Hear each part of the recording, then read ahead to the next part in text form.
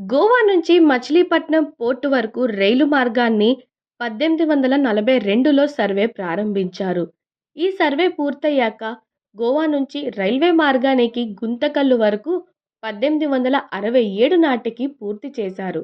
ఆ తర్వాత దట్టమైన నల్లమల్ల అడవుల్లోని లోయలను కలుపుతూ రైల్వే వంతెన నిర్మించాలని తలపెట్టారు.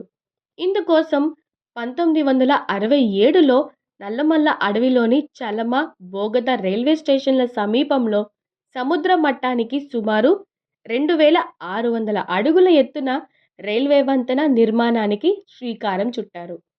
ఈ వంతెన నిర్మాణం కోసం సుమారు 420 టన్నుల ఇనుమును వినియోగించారు.